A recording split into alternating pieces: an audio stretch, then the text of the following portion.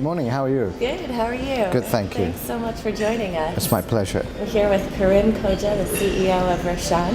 And our first question we wanted to ask you was just, what does financial inclusion mean to you?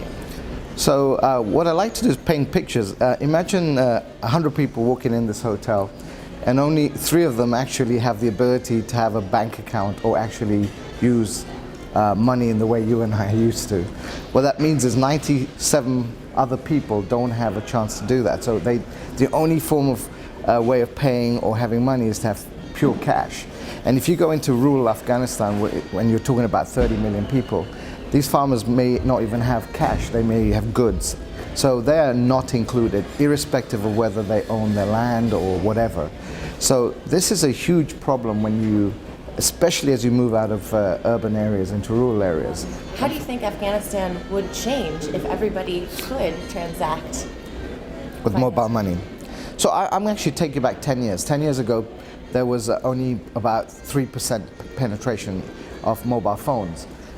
People couldn't talk, and so they had to walk 700 kilometers and used to pay $12 a minute to make a phone call. And then Roshan came and cellular telephony came. And what that has done is it's transformed the nation. And I think that transformation, where today 55% of Afghans have access to phones anywhere in the country, 85% live in covered areas where the providers are. This puts us in the 50th out of the 230 countries in the world for penetration. So can you imagine now today if you could do that, have that same revolution in mobile money, where people could have the ability to send and receive money or pay or have savings. What we have seen in Afghanistan is, when I first went there, there was no number for GDP. So nobody published a number for GDP.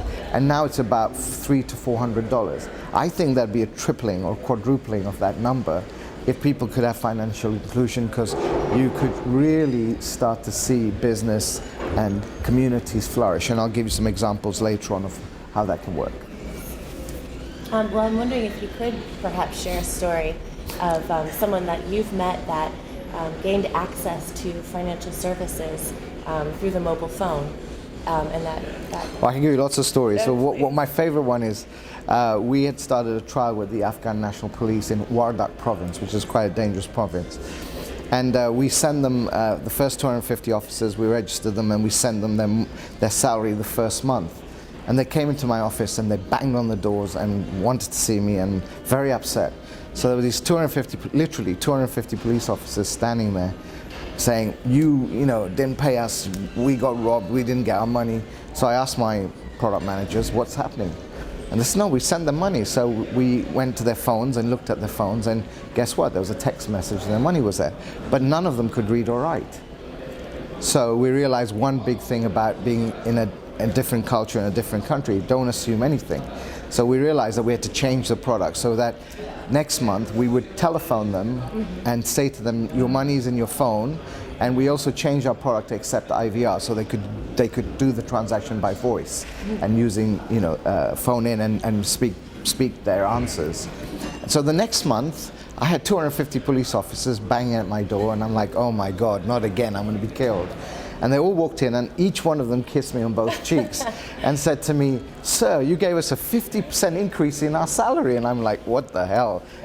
So I asked my guys, and they said, no, this is the first time in the history of the police that they've actually got their full amount of money, because what was happening is there was this leakage down the chain as the money went from the ministry of wherever to the head of the police in the district. He would take his cut, and then the sergeant would take his cut, and by the time this poor guy got his money, it was like 50 to 70% less. So what do you think is next for M-Pesa, the mobile money service that Roshan uses in Afghanistan? So what we're very excited about is, one of the things that most people think about mobile money is they think about sort of a horizontal type application, which is peer-to-peer transfer. In fact, we brought M-Pesa to Afghanistan for that reason, and it's been a total failure.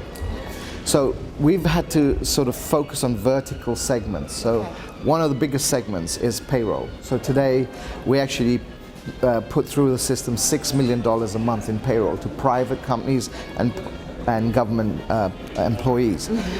What we see with this is that this is a huge application because it will reduce corruption, it takes away the safety issues of moving money, and people get paid as long as there's cell coverage, they get paid on the day when they should get paid.